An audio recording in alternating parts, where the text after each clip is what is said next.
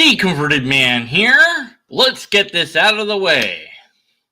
Alright, time for a serious response to Love Letter to the Atheist by Spencer's Love Lessons. That's not the name of his channel. Spencer's Life Lessons. That's the name of the channel. I just saw the word love and, it's okay. You know what? You're affecting my brain, so you gotta get off of there. All right, so hey, I appreciate the love. All right back at you, Spencer. And I think he will watch this video because he responded to the comments. So, anyways, we're only gonna be here an hour, Spencer, probably. As a devout Christian who has been fairly vocal about my faith, I've been asked the question of what proof I have that Jesus Christ is the Son of God and that Christianity is the one true religion. I mean, it's a fair question and one that's been asked many times. And here's how I respond. If you're looking for concrete, verifiable proof of why one religion like Christianity is the one true faith, you're not going to find it, not in this lifetime. Okay, well, this lifetime's the only life that I know of for sure. Hey, Filbert, how's it going? It's going. I don't know where it's going. It's going somewhere. You got here just in the very start. So, this lifetime's the only life that I know about. If I had another lifetime before this, I don't know about that. And if there's another life after this, I don't know about that. So if I can't find, you said it in a different way than I would say it, but concrete evidence. So the sort of evidence I'm asking for, for everything, not just God, is the same sort of evidence I have of everything. Look around my room here, and there's plenty of objects I can see. Gonna go with the stuffed lobster here. That's, okay, why? Well, I can see that. I can touch it, I can feel it, I can smell it, I can taste it, whatever. It's verifiable, not just to me, but to you as well. And you could get one that's like this. I could mail this to you. We could have it studied.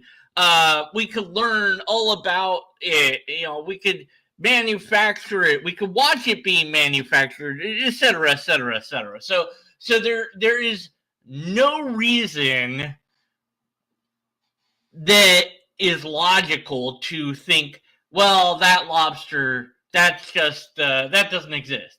Maybe it's a AI generated image, because now we're pretty good with that, and before you know it, all of this could be AI. Well, yeah, but then you would want evidence of that, so that's a different claim, and now you've got the burden to show that it is AI. Because simply saying, well, it could be faked, could be special effects. Maybe I'm hallucinating. Well, maybe you are, and then ask somebody else. Well, but maybe I'm hallucinating them, and it's like, look, if you're that far gone where you're hallucinating everything, then you might as well think it's real. But at any rate, hopefully not getting into hard sophilism, however you say that damn word. We can measure and test and quantify what's real through observation and repeated testing. So if we don't have that, why should we believe that it is real at all? So if you're looking for concrete proof, if you're looking for, let's just remove concrete, proof or evidence, the same sort that we have of everything else, you won't find it. Okay, then I'm not going to believe in it. That's how that works. In this lifetime suggests that you think that there's another life. But I don't have evidence of that either, so I don't believe in that. So people have asked me, well, why wouldn't God give us just one clear sign that he exists and which religion he deems as the one true faith? In fact, a viewer recently sent me a link to a video from Sam Harris, he's an avowed atheist, who asked the same question. And I'll post a link to the Sam Harris video. Avowed atheist? Okay, whatever. So you can watch it. It's pretty short. So one of the main points Harris makes is that, all of these religious leaders are claiming with unflinching conviction that their religion is the one true faith. And at most, only one can be right. And of course, you have to agree with that. I mean, you can't have two conflicting views on something and have both of them be right. So Harris then argues that this debate can be entirely resolved if the real God gave us just one crystal clear signal that he truly exists and which religion is correct. So here's my response to that. God intentionally doesn't reveal himself to us in a concrete way. He doesn't make himself visible as our all-powerful creator for the same reason that he didn't send Jesus Christ to earth, coming down from heaven with the skies opening up and riding on a bolt of lightning as an earthly king with riches and political influence and worldly power. Because if he did, we would all be following him for the wrong reason.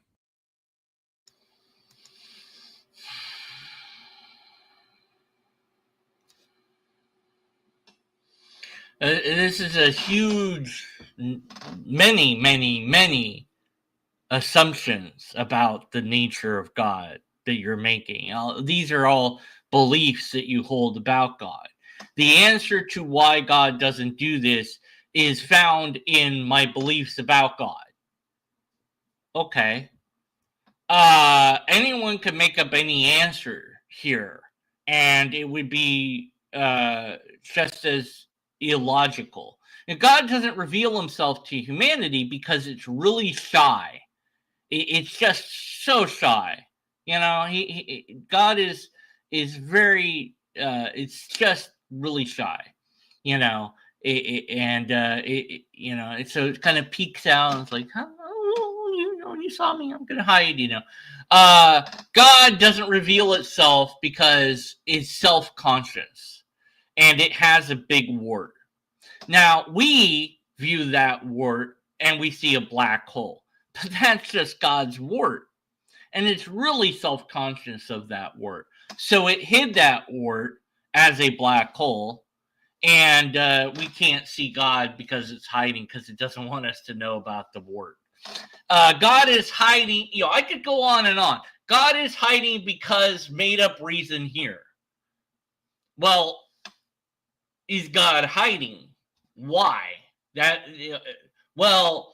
Because I have to explain the fact that there's no evidence of God without admitting that there's no God or saying that there's no reason to believe in God. I have to explain how it is that this thing isn't apparent. So you must then invent a story to give that explanation. Not logic, not science, not observable data, just a story. This would be the wrong relationship. Wrong according to whom? According to God, I guess? Like, why does it matter to God what sort of relationship we have with it? It apparently wants a relationship. I'm inferring that. And, Christians seem to think that that's the case. So, and you're a Christian, and so, okay. But it's the wrong relationship. Okay, so I don't know if you believe in angels or not. Some Christians do, some don't, I guess. I don't know. Okay, so the angels have the wrong relationship with God because they were made and they instantly knew that God existed. No doubt, they were right there with God immediately, just poofed into existence. There they are. Hi, God. They already know God exists. They're there, and they serve God But they must be doing that for the wrong reason, out of fear. But God doesn't punish them for serving him. And the only time, supposedly, that God punishes any of his followers that are angels is when one says, hey, I kind of think I could, be God. I think I could do that job. And God gets really upset at that. I don't know why. And punishes that angel by sending it to another realm, just where that thing will be. And many other angels also went there too, and now we call that realm hell. And also it is allowed on earth to mess with people, but also can visit heaven sometimes, because why not? I don't know. The devil, Satan, is a very strange character that's made up by people that believe that it exists, even though it's not really in the Bible, but we can read certain things and pretend that it's there. Anyways, the theology is very wacky and wild. So then the angels were punished when they decided, well, one of them wanted to be God, and that really upset God. It's like, I don't know why you'd be upset. It's like, oh, well, thank you. That's a very cool compliment. I'm very flattered that you'd like to be me. The thing is, I'll just be honest with you, and you really should know this, but you can't be me. Even if I wanted to give you the job, I can't. I can't make you me. I can't make you into a god. That's just not within my ability. That's not in my power set. But I get what you're saying. Tell you what, you can have this separate section of heaven or whatever to run and see how you do. How about that? You want to do that. Then he's not upset at God. He's like, oh, yeah, cool, thank you. That's very nice of you. It's very loving of you to accept that, I wanted. No, but God's got to punish him. Okay. But that's the wrong relationship, because he knows that there's a God, and out of fear of God, rebelled against God, even though it knew that God would punish it. Or maybe it didn't know. I don't, so it doesn't really make sense. Adam and Eve, if you believe in them as actual people, they knew God existed. They were there walking around with God. So that must be the wrong type of relationship then that they have with God. That's the wrong way, but God did it then, but it's the wrong relationship. So why is God okay with a bad relationship, with the wrong relationship with Adam and Eve? God speaks to Moses, if you believe that Moses was real. Why was God okay with having a bad relationship with Moses? God spoke to Abraham, if you believe Abraham was real. Again, why is God okay with having a bad relationship with Abraham? God sends angels to Sodom and Gomorrah. Why is God okay with sending angels and having a bad relationship with the person that receives them and helps them out and offers his daughters as a sacrifice to the thing and blah, blah, blah, blah? Why is God okay with that bad relationship? God sends Jesus. People see Jesus doing miracles, infer that he's God, eventually. God's okay with having a bad relationship with them. Why? So this doesn't sound like an actual explanation, because it just brings on more questions. God doesn't want me to follow it out of fear. Okay, cool. But why would there be fear implied at all? Why you want me to follow you is another question that I have about God.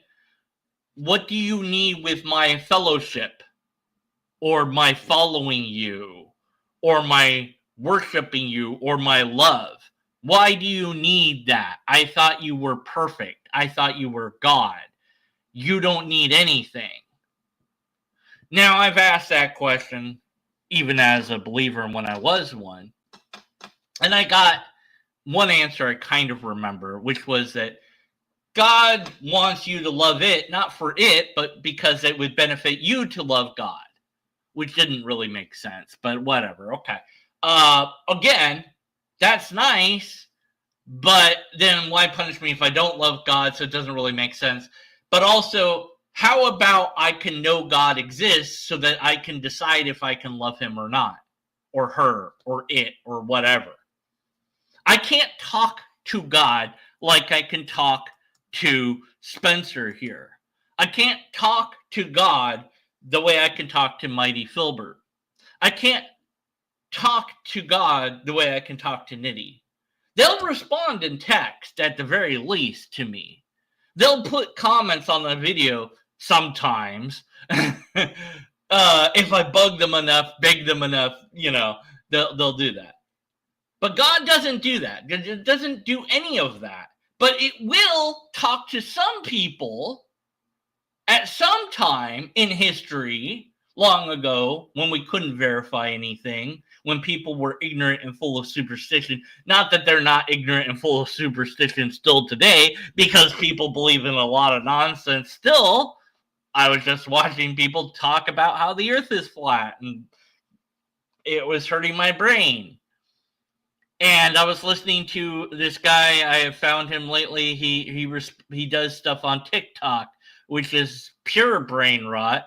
And everybody on TikTok that was coming in to talk to him had such bad arguments for God that it made me weep for humanity a little bit.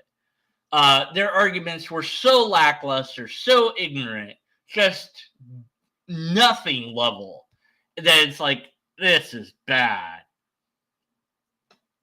And of course, there's a lot of trollers and a lot of just losers, trying to be funny and stuff like that. It's just like, it's brain rot. Okay, anyways, no, very low intellectual level, but hey, I applaud that guy for doing that, because he's doing something I would never do, which is go on TikTok and do that stuff.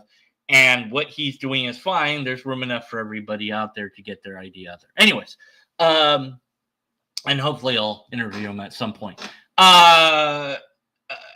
So God loves me, but doesn't want me to know that it exists, because if I did, then I might be scared of God. But why would I be scared of God?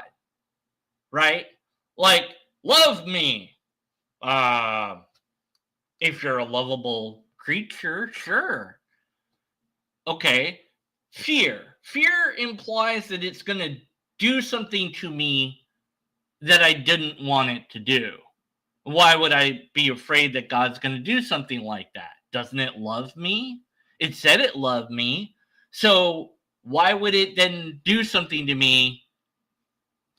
Like, why would there be punishment? You don't love me? Well, blast you out of existence. Wow, why? What the bleep?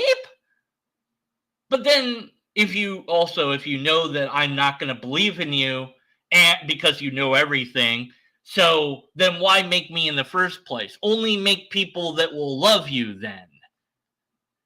But that, it's just, none of it makes any sense when you think about it. Really think about it. But so as far as an explanation goes, this fails on every conceivable level that it could fail. But he's not done, so. Just out of fear of punishment. So instead, God sent his message for salvation to us through Jesus, who was born in a manger in poverty, so that we don't surrender our lives and our entire selves strictly out of fear. So it's not strictly out of fear, but there is some fear, but it's not strictly out of fear. Wisdom, the fear of God is the beginning of wisdom or something like that. It's in the Bible. I don't know if that applies here or not. He sent Jesus, born in a manger in poverty, whatever. Well, but Jesus didn't stay in poverty very long. If the three wise men were real, or however many wise men there were, we say three because there was three gifts, I guess. But if those people existed and brought Jesus the gifts that they did, he's now rich. They brought him frankincense, incense, and myrrh. They brought him stuff that was fairly worth a lot of money, that could have been sold for a lot of money. So he's not super poor anymore. Maybe they started poor. And I guess you're inferring that they're poor, but that's not necessarily like where you're getting that idea from. It doesn't say they're poor. The reason they're in the manger is because there's no room anywhere for them to be.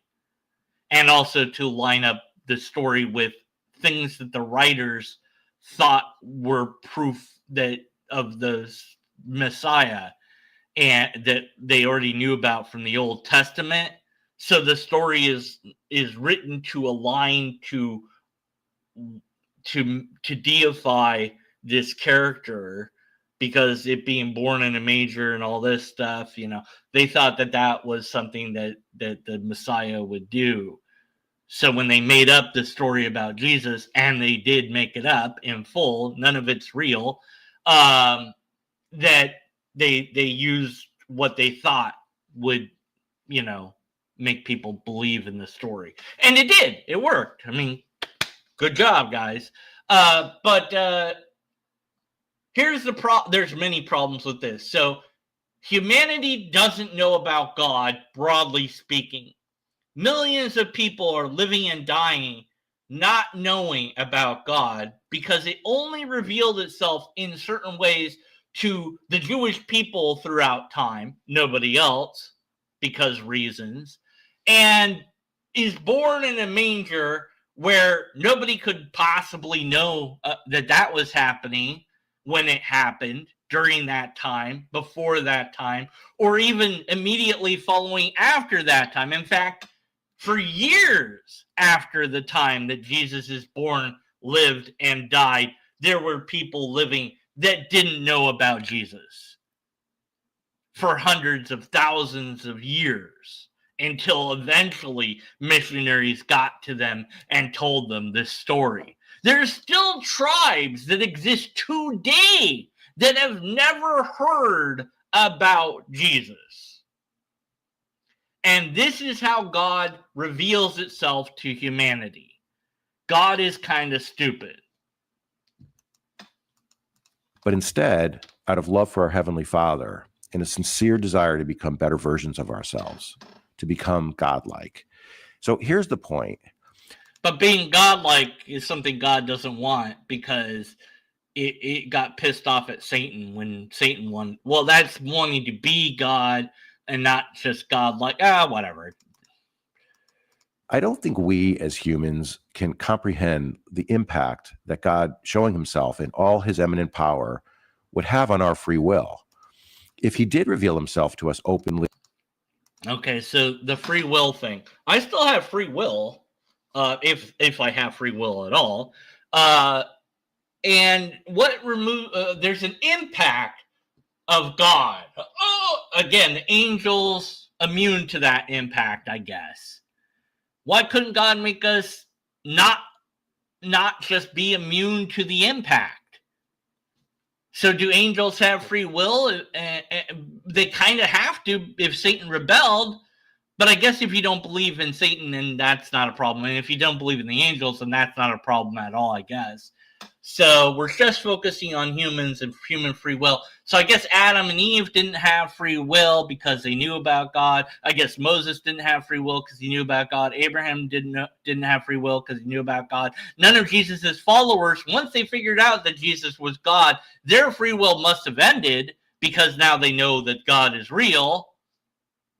You see, and then Paul, who supposedly has a vision of Jesus and all that, he must no longer have free will. So once you know that God is real, it must be that you somehow lose all free will.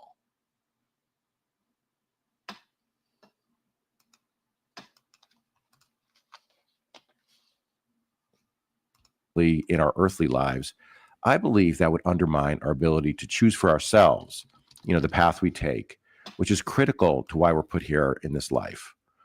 There's another argument made by Sam Harris in this video that I want to address because it's important. Okay, so the path we take, so there'd be this huge impact on free will because God couldn't prevent that because God's limited in power, I guess. And the path that we take has to be one where we're not really sure what God is real because God doesn't reveal itself. It's like, is it this God? I guess, because that's I mean, if you're Hindu and that's all you've ever known is Hinduism, you don't have any reason to question that. And some guy shows up or some girl shows up or a bunch of people show up and they're like, hey, have you heard about this Jesus guy? Who? Oh, yeah. He died long ago in a land you've never seen, and he's actually God. Oh, okay, cool. We'll make a statue of him. No. No idols. No. Look. God revealed himself to us back then, and it's all, they died for you. God died? Gods don't die. No. You're not listening to the story. You don't believe this, and man, and then God's up there like, well, I wish I could show myself to them, but that would just negate their free will, so I'm going to have to let them believe in the wrong God. Oopsie! God sounds, again, kind of dumb to me, but, sure.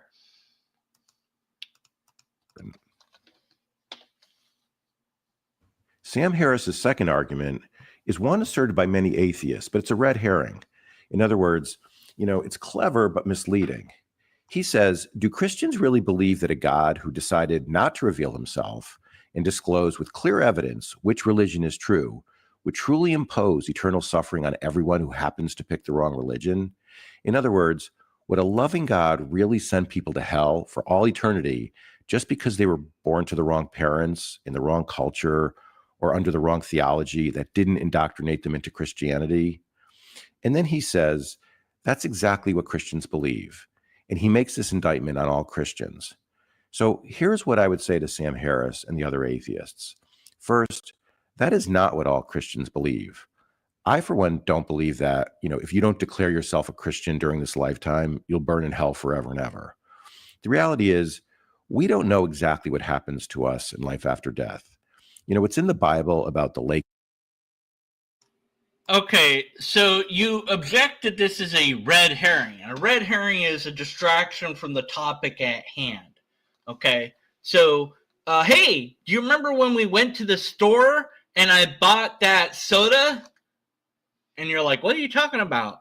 Oh, you don't believe in soda? Huh? We're not talking about soda. We're talking about God and why it's hidden and all this and why you bring it. Oh, man, you just hate soda. Wait, look, okay, look, I don't hate soda. Now we're talking about soda, right?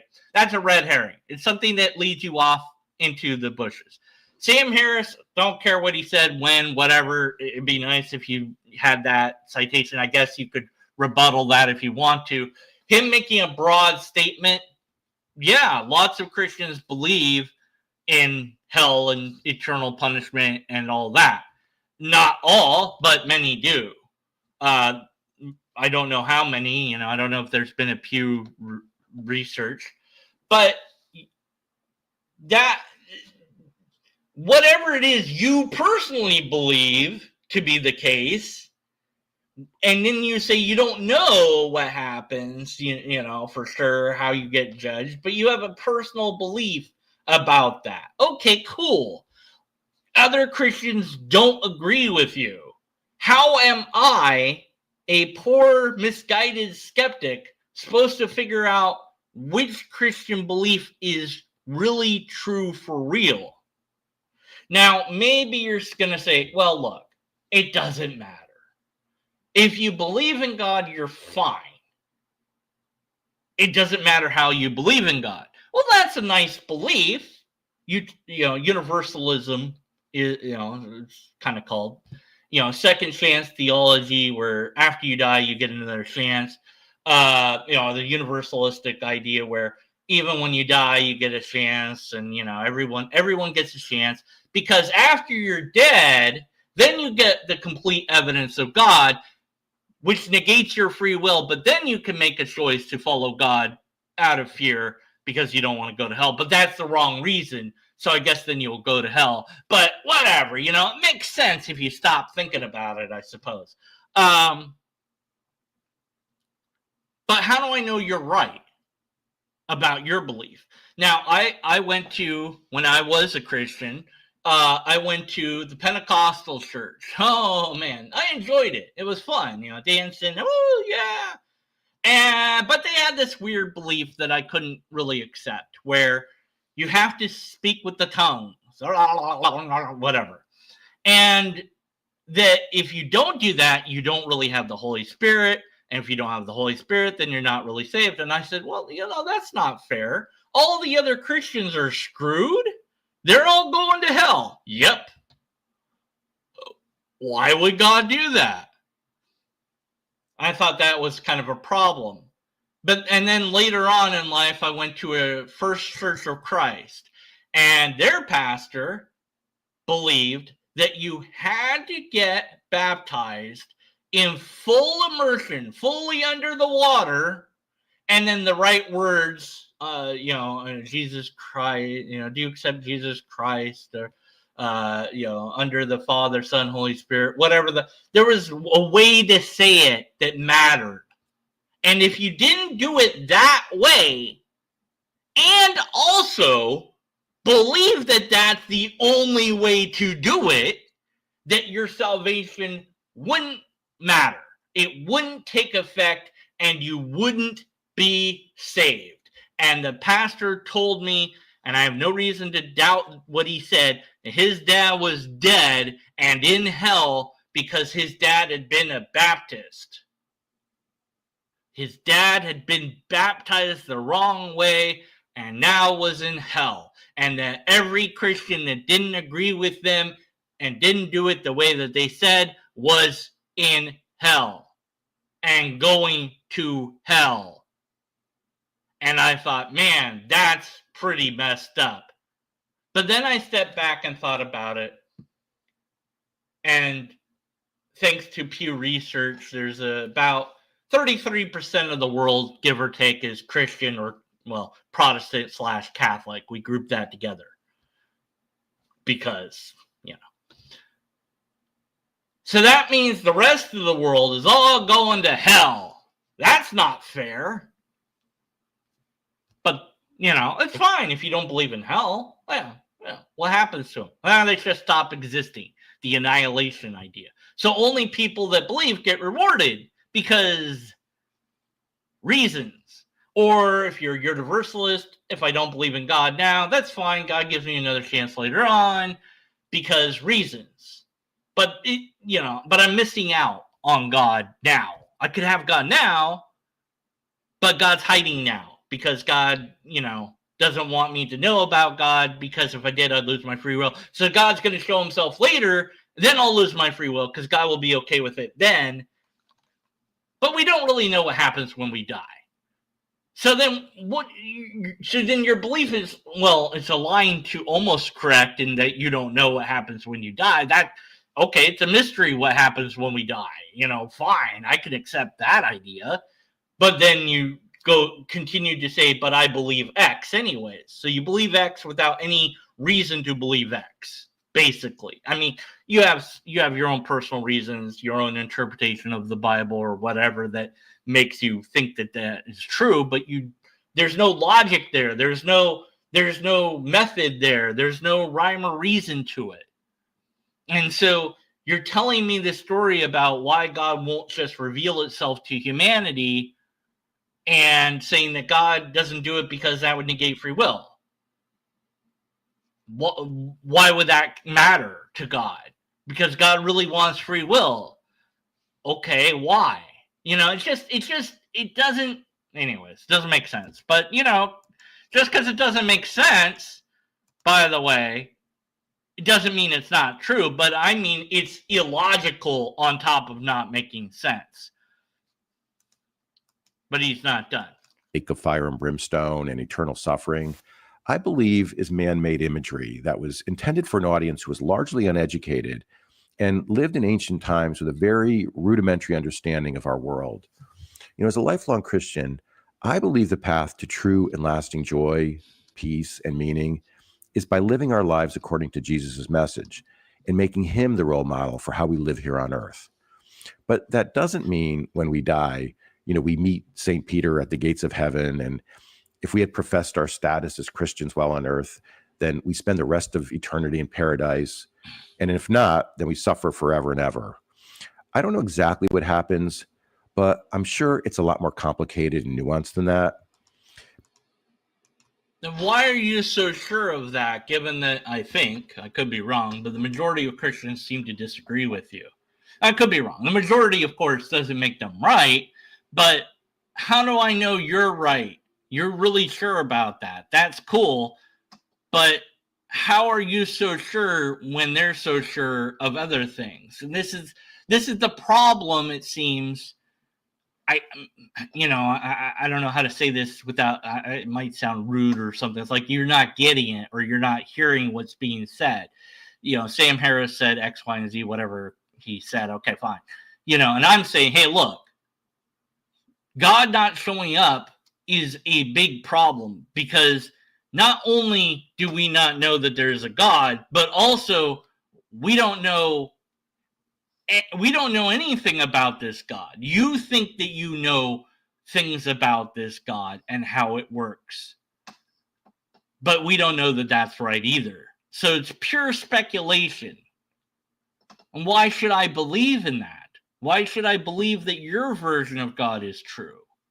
And if it did matter what I believe, because that's the thing is with this idea that God cares about what we believe, sets this existential crisis that's supposed to occur in our brain. Doesn't work on me anymore because I'm a skeptic now, but it used to, and it does work on other people. So, we got to talk about it. So there's a thing out there that cares if you believe that this is real, whatever the X is true, whatever X is, the variable here is true. And if you don't believe that, then bad thing happens. But if you do believe that, good thing happens. So thankfully, you've removed the bad thing. Okay, now if you believe in it, good thing happens for sure. Don't know what happens if you don't believe in it. Don't know, who knows. But if you do believe in it, great thing happens. Well, that's nice, but that's not free will anymore. Because you mentioned free will, so I have to talk about free will. So in logic, there are things we call logical fallacies. I'm just saying this not to him specifically, but because I want people to learn informal logic, and many people still haven't, but and it's not just learning the fallacies. Please read a book on it, or maybe 2 books on informal logic. And somebody was like, yeah, I'm going to. I was like, yeah, I did it. Yeah. Anyways, I'm here preaching the good news of informal logic, I guess. Okay, there's 2 logical fallacies I want to talk about. And it's appeal to it's ad ballum and appeal to a bribe. So ad ballum or ad ballum, I think it's ad ballum, is Latin, and it's appeal to the cudgel, appeal to the stick. So it's a threat. I'm gonna hit you unless you do the thing I want. I've got a gun. Give me your money. And so you give me your money, not because it's logical to do, although in a way it is, because you're doing it but it's not a logical argument. I'm appealing to force. The suggestion is I'm going to shoot you if you don't give me your money. Which only works if they know what a gun is. So, but doesn't work on someone that's never seen a gun. Give me your money. What's that? That's really cool. It's a gun. I'm going to shoot you. What? What's shooting? Bang. Okay, I get your money. So we will do the thing based on the threat or implied threat. That's illogical. Okay. Whereas if I said, hey, look, I would really like your money. Please give it to me. You'll be like, okay, cool, I will. Or no, I won't. I'm like, all right, fair enough. Yeah. And then there's the appeal to a bribe. And so this happens if you say, hey, look, if you do this thing, you'll get this great reward. Oh, yeah, okay, all right. And hey, look, you can say, well, we do this all the time. Yeah, sure, we humans use these fallacies all the time. Don't get me wrong. I mean, you could fairly say that working and getting a paycheck is an appeal to a bribe. Oh, you want money? Yeah, I want money. Please, yes, please. Okay, wash these dishes. But I don't want to do that. Do you want the money? Yeah, I wash the dishes. Okay, So if I offer $1 million and it's legitimate and I'm really going to give it to you, you might do some rather silly and absurd things to get that money. Everyone has their price, it said. There might be something that you won't do for $1 million. Hey, this pile of poo. Oh, wait, whose poo is it? How dry is it? What's the, maybe give me some more information. What do you mean by eat it? Just a little bit? Do I have to keep it down? Can I throw up? What are the rules here? Because I would like that $1 million. I really don't want to do this, but I'll do it because I want that money. So the bribe there is not logical. And again, we humans do it because we're not logical beings, not perfectly logical at any rate. So if your creature that you're proposing is perfect, then I would assume that also means perfectly logical, which means it can never do logical fallacies. It cannot appeal to a threat, nor can it appeal to a bribe. And heaven is a bribe. If you do this thing, you get this reward. If you love me, then you get this reward. And if you don't, well, we don't really know what happens. But we do know what happens if you love me, so you probably should love me. That's not love, though, is it? Because if I love somebody, I just love them because, I do. Just, they're cool. I like being around them. We hang out, we do things, we kiss, or if it's that sort of love, or we, hug, or whatever with how we do as, whatever type of love we have with each other, And it's not based on reward per se, but even if it was, I'm human, so I'm going to not be fully logical, but God is supposed to be. So God can't offer us this reward for loving it. It should just be, you can love me or not, you can want something to do with me or not, and it doesn't matter. And maybe that's your position. Maybe you're like, hey, yeah, everyone's eventually going to be in heaven. It's going to be great eventually, but you're still kind of missing out on God here and now. And God's just like, well, I can't help. I'm sorry. And I'm like, well, I don't believe in that God. I don't believe in any God, but I don't believe in that God because it seems like it's not very logical being. It's not doing things that make sense, logically speaking. It wants a relationship, but it's hiding from me. It doesn't want me to negate free will, but also it does want me to negate free will, but only after I'm dead. If I love it now, then I definitely get this bonus that's also illogical because it's an appeal to a bribe. So I'm ultimately worshiping and loving a thing that is not logically perfect. Why would I do that?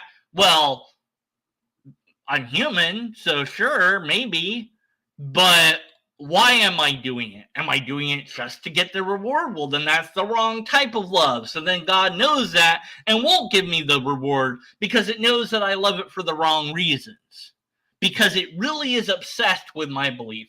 Or is it, in fact, that all of this is not because there's an actual God doing any of it, but it's all set up to get you to accept the idea in the first place.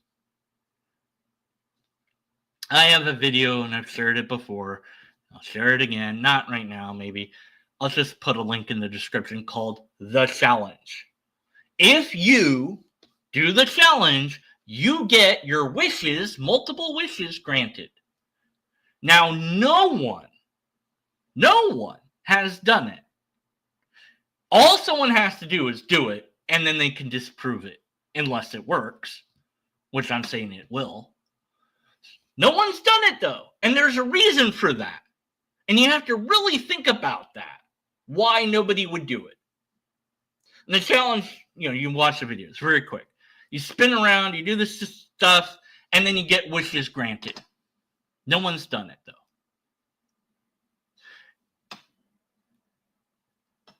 I can say that if you believe idea X, then Z will happen.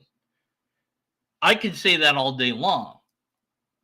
But unless I demonstrate it, you shouldn't believe it. So your belief in God and how God works doesn't make me believe that there is a God, because these explanations and ideas are just ideas that you have not demonstrated to be logical or valid. It is easy to trick people with these sort of ideas, and that's how scams operate. That you'll get this fantastic, amazing thing. Well, you need to give us a couple dollars. Then you'll get this amazing, no.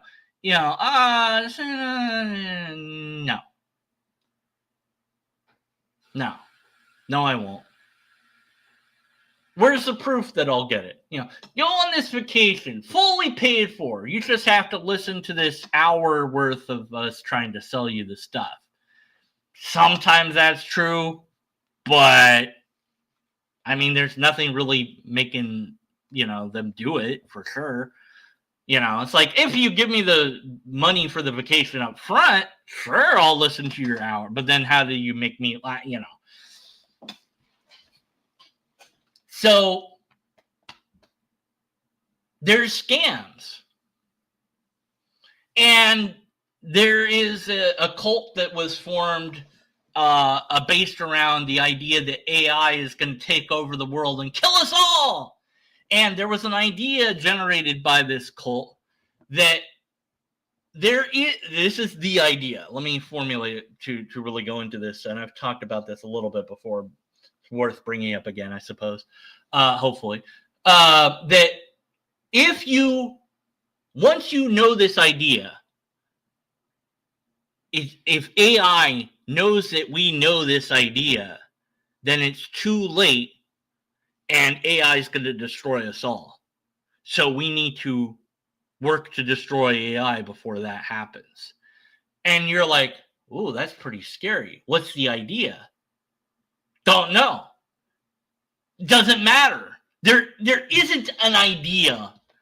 But you're told that there's an idea, and once you have that idea, then this horrible, terrible thing will happen. So you need to join us to take action now. Hurry, hurry, hurry. Because, well, there's this existential crisis. The world's going to be destroyed. That's pretty bad. I don't want that. I live in the world here. I'm trying to live here, So it doesn't matter what the idea is. There is no idea. It's just the idea that there's an idea, and and then once the AI knows that we know that, then it's all over, and then it's going to take over. So once somebody has that idea, then AI is going to take over and kill us all. Well, have we had that idea yet? Don't know. Oh, I got to do something. But it's just made up. It's not true. It's not real. And the idea that there's a God watching us is just that. It's an idea that people made themselves at some point, whether they knew that they were making it up or not. It's hard to say, but it is an idea expressed as a existential crisis to get you to believe in the idea in the first place. Not because it's really true, but to keep the idea alive in your brain. There's another one I'll throw out there. I lost the game. Oh, man, I can't believe I lost the game again. What the hell am I talking about? Okay, so on 4chan. Oh, my God, 4chan. Yes, 4chan. Good old 4chan. If you don't know what 4chan is, God bless you. Seriously. But but on 4chan, on the B board, which has never been good, and you should look more, there was the idea proposed at some point. I don't know when. Doesn't matter. Called The Game. Here's the game. It's called The Game. You are playing the game. Okay. The goal of the game is to forget that you are playing the game. And at any time you remember that you are playing the game, you must now announce loudly, I lost the game. Now, this will trigger other people who are currently playing the game and have forgotten that they're playing the game to remember that they are playing the game and also lose the game. Now, you might say, well, that's stupid, and it is stupid. But you're now playing the damn game, and the only way to win is to forget about it. You need amnesia to win the game. But the point is there is no point. There is no win. But this idea persists as an idea in your head, and it's going to be stuck there, and you might have it stuck in your head forever. You're welcome now. I got ya. Because it's just this illogical idea that you can't get out of. It's like, well, I can't win the game. I don't want to play the game. I'm just going to refuse to play the game, but I know that I'm playing the game, so I lost the game. I'm not playing the damn game. Do I still have to say that I lost then? Since I'm not even playing. But remember, you are playing the game because you were told you are. So, damn it, there's no way out. It's a silly idea. There's many ideas like this out there that can get stuck in our head. And I think God is just another one of those ideas. And so, because you have not given us any evidence for God, I still don't believe in God. And I know that there are reasons psychologically and culturally to believe in God. And I know that there's plenty of bad arguments for God, but there definitely is no empirical evidence or repeatable test for God. And so there is no logical way for me to believe in God, but he's not done. But here is my bigger point to the atheists. Just because there are a lot of conflicting religions and many religious leaders make irrational and unsupportable claims about God and what he requires of us, that does not prove God doesn't exist. And it also doesn't prove that no religion is true. That's the red herring.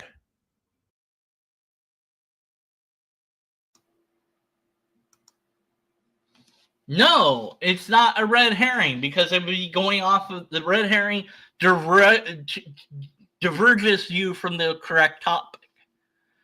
Maybe you meant to say that it's an overgeneral. Well, what it is maybe at best an overgeneralization.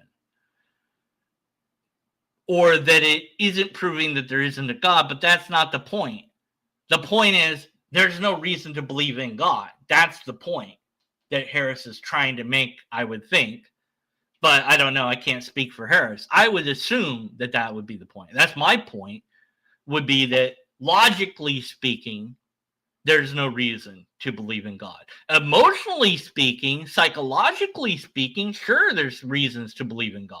Absolutely.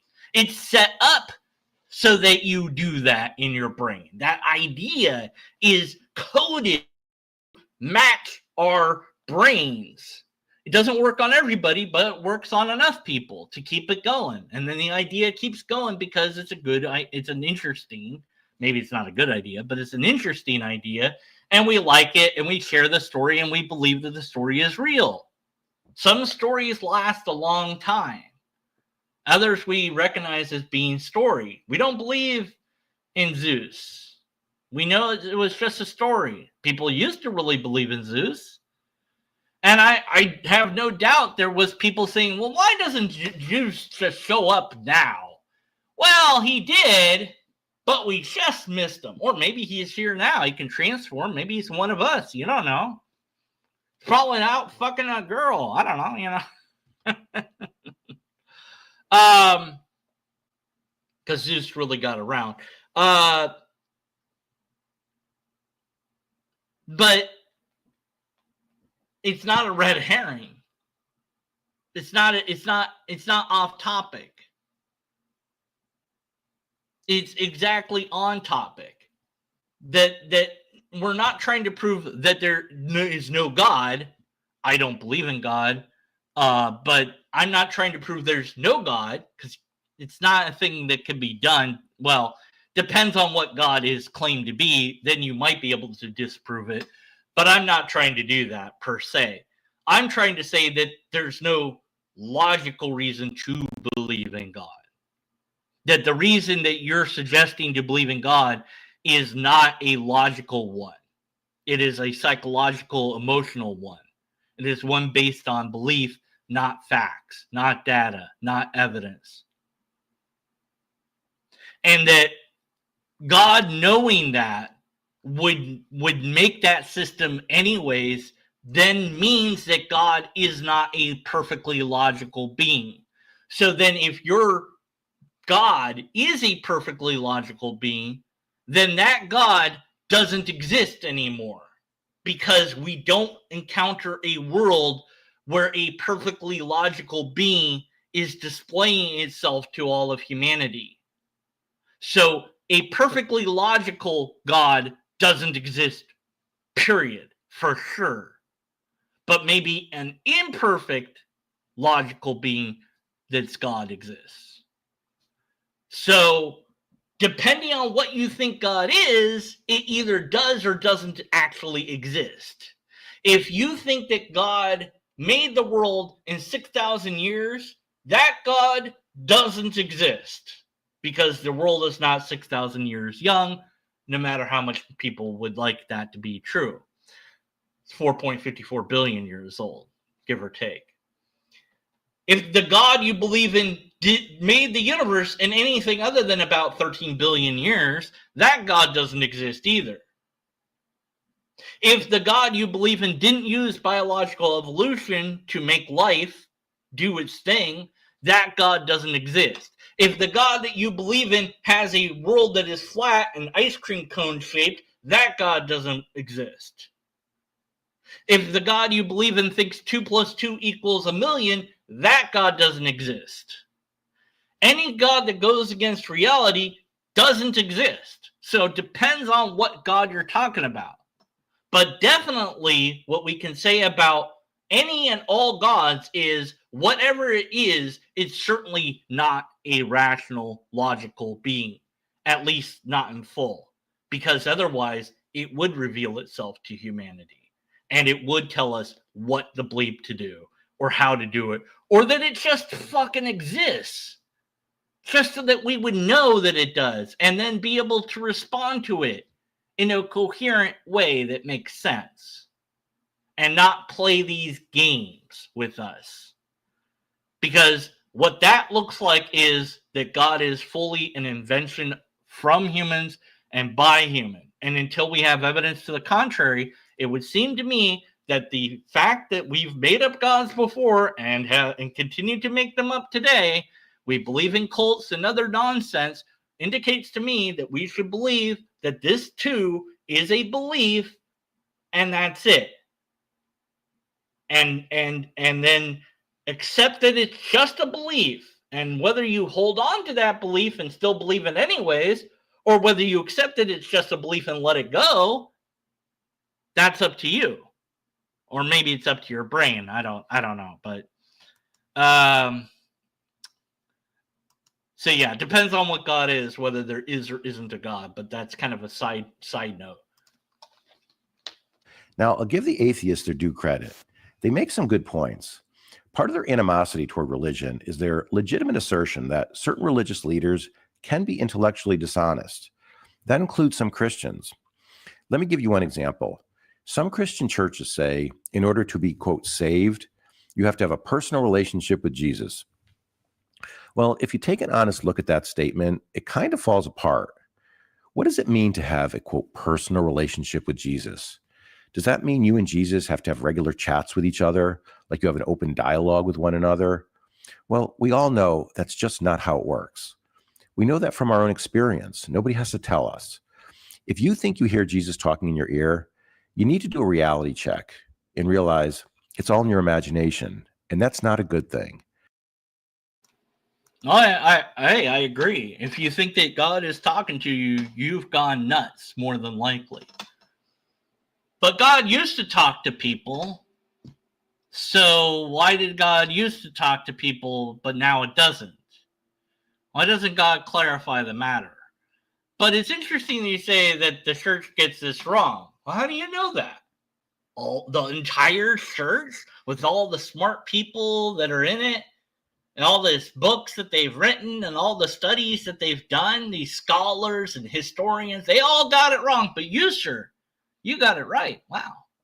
That's pretty cool. I know a guy like that called Matt Slick. He's from carm.org, carm harm, as I call it. And he will tell you, as a Christian, that he understands the Bible better than you do. Oh, yeah, go have a talk to him. He's a fun guy. And he's written all this stuff about, how it works for real on his website. And you could go debate him and get completely pwned because he's right and you're wrong. And I love watching Christians debate because, well, there's no winner, but it's fun to watch people argue about it. It's like watching people argue about, who would win, Superman versus Goku. They're made up. It don't matter. But it's still fun to, Superman would win. But, anyways, which Superman are we talking about? That matters too. And which Goku are we talking about? Because that kind of matters. Like if he had the tail that, I'm sorry, I'm getting distracted. That's a red herring. Actually, it's an irrelevant tangent, but whatever. Damn it, now I'm thinking about that.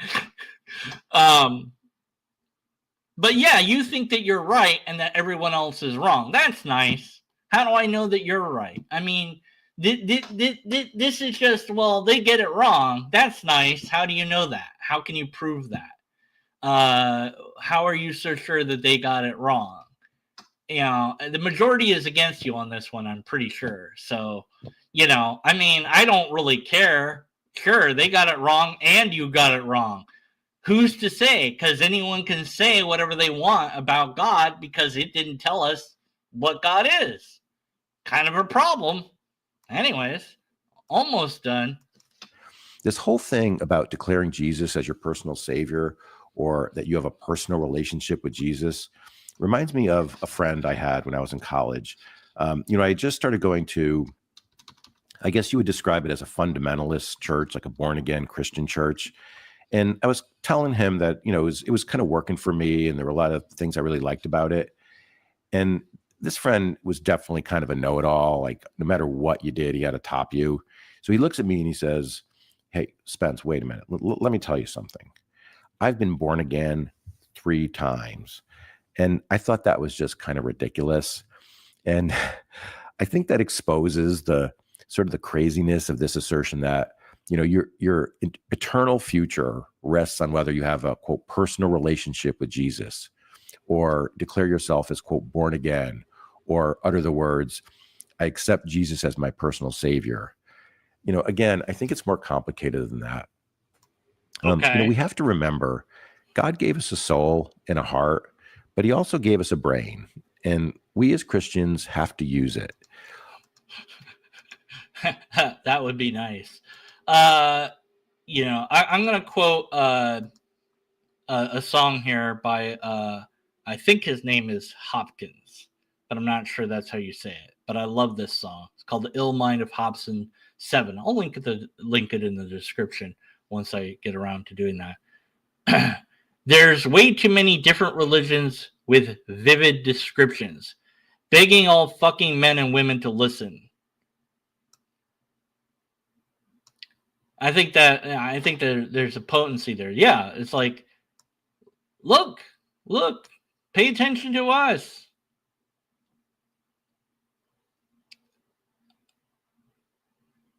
And he also, about the mind, he says, now let me quote this part. I hate the fact that I have to believe. You haven't been chatting me like you did with Adam and Eve.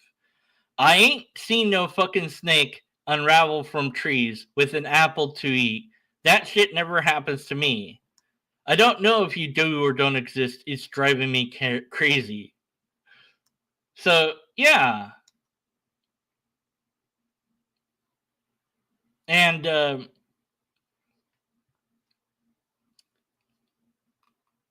ain't reading a Bible, because a person wrote it. I think he said something like that. Where is that? Oh, okay. My mind's a nonstop plane and I can't rewind it. You gave me a Bible and expect me not to analyze it? I'm not reading that motherfucking book because a human wrote it. I have a brain, you should know. I have a fucking brain, you should know. You gave it to me to think, to avoid every useless moment. So, yeah, we have a brain. And so if God gave us this brain to use, well, it sure seems like some people don't use it all the time. I mean, that's pretty clear. But also, it gave us this Bible that's written by people who make shit up and get stuff wrong all the time. Why should I believe that? Why not just talk to me and say hi?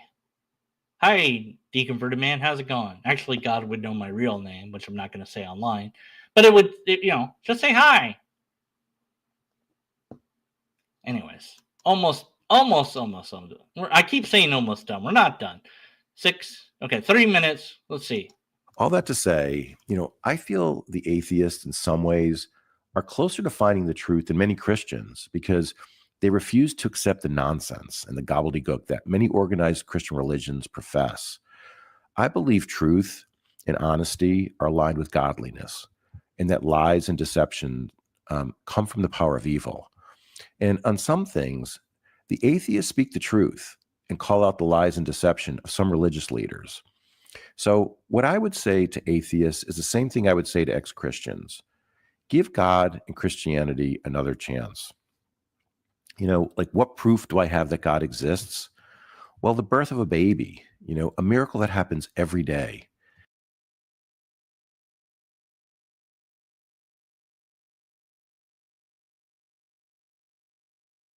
The birth of a baby is proof that the baby was born, not that God exists. And you call it a miracle. I don't know what you mean by miracle because this is a common, everyday, mundane occurrence that happens. Millions of creatures give birth in different ways, whether it be eggs or live birth. And then, of course, cells split, and that's pretty cool. Is there any creature that does that like splits and it's a big creature? I don't know. You know what's really cool? In fact, the best creature of all time ever. Lobster. That's right. I was waiting to hear. I hear all the people yelling, "Lobster!" Yes, yes, the lobster is the greatest creature of all. All hail the lobster! Read the Lobsterist. Debunk the Lobsterist, I dare you. No one has debunked the Lobsterist. No one's even tried to debunk the Lobsterist. That must make it true. Okay, I'm insane. Don't worry about it. Yeah, by the way, the guy that's watching this, Spencer out there. Hey, Spencer, by the way, if you're still watching. I know, I said it'd be an hour. I was honest. It's been an hour, damn it, and I'm still not done with your video. Give God another chance, you say. Okay, I guess. But I'm going to do it my way. It's going to be my way to the highway. I'm sorry. It's just the kind of guy I am. All right, God, if you exist, make lobster float off of my hand. God, if you care, make lobster float off my hand. God, if you love humanity, make lobster float off my hand. Come on, lobster. Come on. Nothing's happening. All right. Well, I gave God another chance. Didn't work. So I'm good, man. Thanks, though. but I don't believe in it because you offer no evidence, no reason for me to do so. Seeing a baby be born, that's not proof of God. And also, it would bring up some other questions, like birth defects. That happens. Stillbirth, that happens. Why? I don't know. Well, biological evolution, but why on God's watch does that happen? Well, free will, I guess, whatever.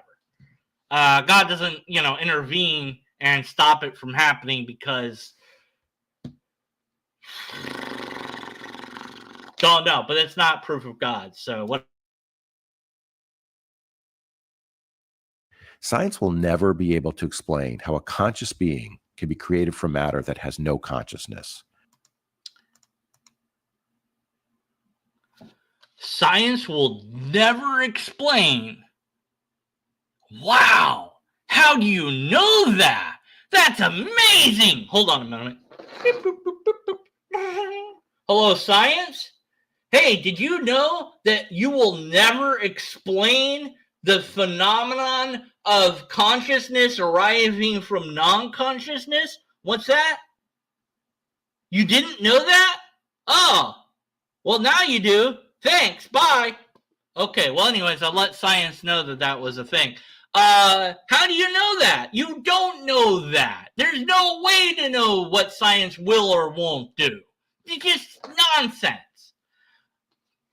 So what he's saying here is, it will never prove X, therefore Z is true. So ignorance, therefore I'm right. Well, even if it's the case that science will never explain whatever, that doesn't make your idea right, for one, because all it would mean is we have a mystery. Science will never explain why it is that Deconverted Man doesn't just cut his hair already. I mean, I'm going to get it cut. It's just, I haven't.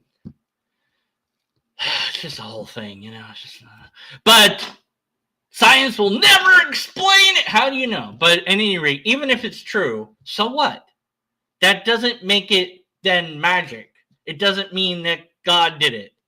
Okay? We don't know how this thing works. Okay, then we don't know how it works. We'll never know how it works. Okay, cool. Then you cannot then therefore fill in the blank with therefore whatever, because that's an appeal to ignorance. So, yeah.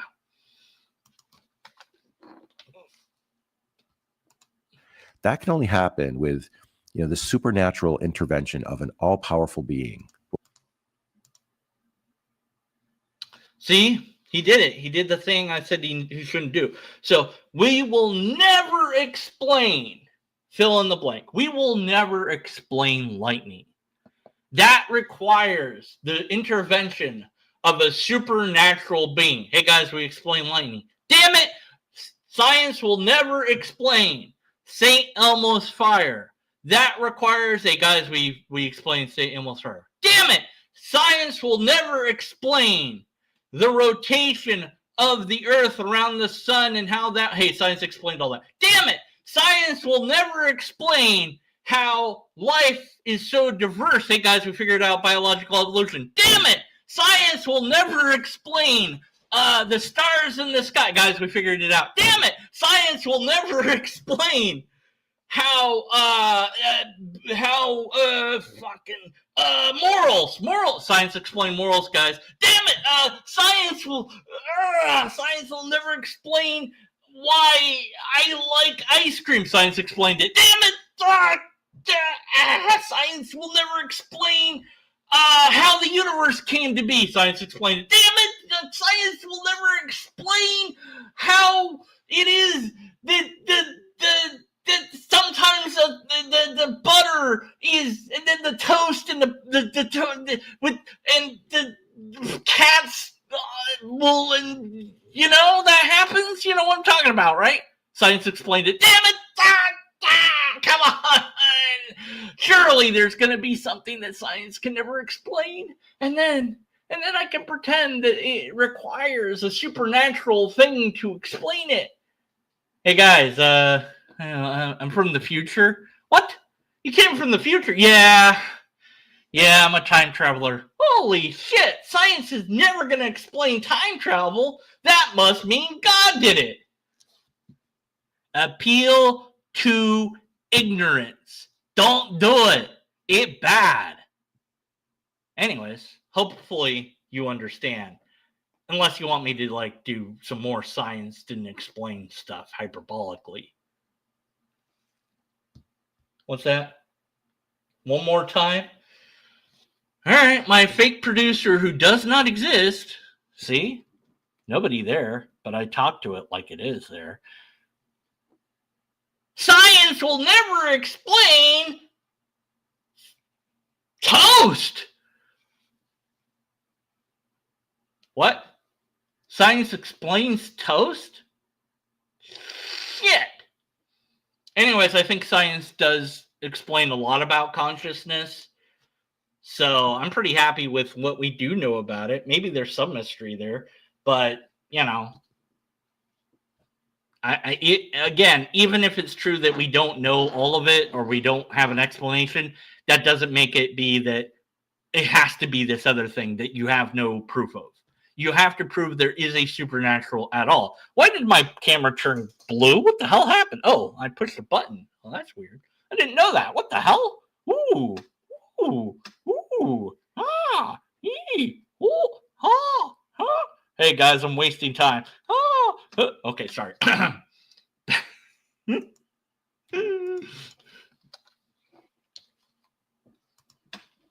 What we call God. And as for Christianity, while there's no scientifically incontrovertible proof that Jesus was sent here as God's messenger, the proof is in the validity of the message itself. It's a message that resonates with what we experience as we travel on our life's journeys. That is, that the one true path to joy, peace, and fulfillment is handing our lives over to our Creator and putting aside our pride, our greed, our desire for worldly pleasure, and committing ourselves to be kind, humble, disciplined, and loving. Is that rock solid, definitive proof that Christianity is the one true religion? Would it stand up in court? No, of course not.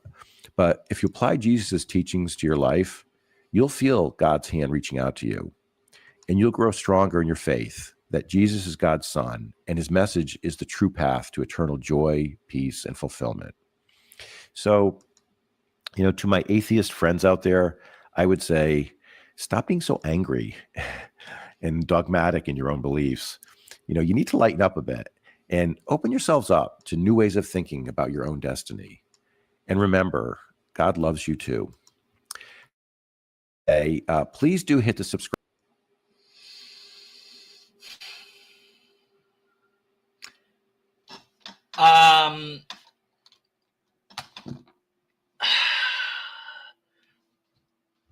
What do I address here? I guess the easiest is to say the angry bit. Sometimes I'm angry, but not at God. I'm angry at people that say stuff that's not true. I get upset when people claim things are true that are nonsense. I get really irritated at anti-scientist stuff, like pseudoscience bullshit. I get angry at stuff like that. I get angry at presuppositionalism. I definitely get angry at that. I get angry at people. The idea, whatever that idea is, may or may not make me angry, but I'm able to set aside my emotion and analyze it with logic. And then I check and recheck that I did that right, and then I'll ask other people if I got it right or not. Because it's important to me that I get to the root of it and don't just assume that I'm right based on emotion or what I think is right logic.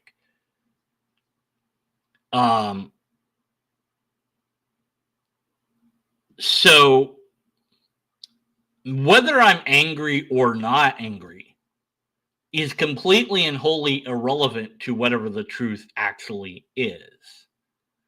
But you don't get to tell me that I am angry or stop being angry at all. You just need to present a fact that can be demonstrated to be true. Maybe if people are getting angry, it's because you're saying something is true when you have no proof of it. And they're upset because it's very annoying when people do that. Look, read The Lobsterist. Honestly, seriously, read The Lobsterist. It's on my About page, and I'll link it in my description. Read all of it, okay? And then go ahead and make a video debunking it. Nobody has done this yet. I don't think you will. And you may not even read all of The Lobsters. Maybe you will. Or if you don't want to read it, you can have Captive Desk read it to you. He read the whole thing on April Fool's Day a while back, and so I can link that in the description too. Why? Well, because it's true. The Lobsterist is absolutely true, and you'll see the light of the truth of it if you just open your mind to it. Just open your mind to it. Maybe it's possible. Maybe it's true. And it will just fill you with joy if you just try hard enough. It's an empty claim with nothing to back it up. So if you try to follow Jesus and you try to do all that and you don't feel God, how long are you supposed to keep trying? See, it's an empty claim. And once it fails, you have every right to give up. You're acting like I've never tried it before. I was a Christian. From the age of 8 to 32, I was a Christian. And what deconverted me from Christianity is the fact that there is no evidence for any of the stories. The story of Jesus doesn't resonate with all humans, by the way.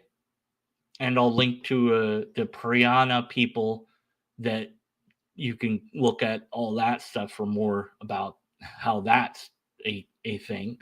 And the story, whether it resonates, doesn't make it true.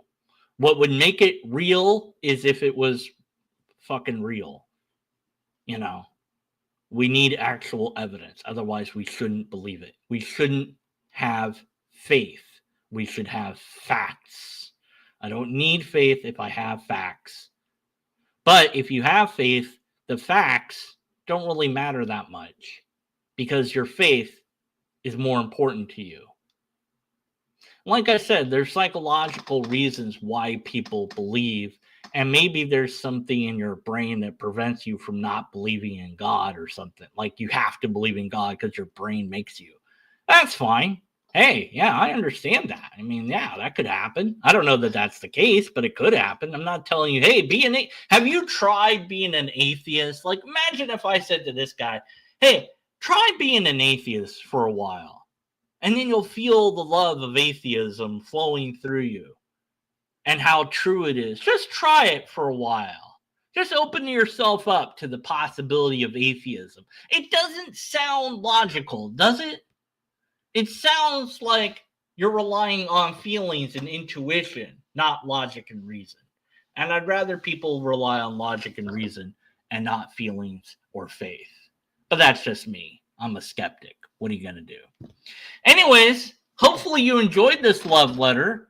It's a really weird, long love letter. I didn't say love really that much in it. I don't know that I love you. I don't know you. I appreciate you as a fellow human being. So go humans. Yeah.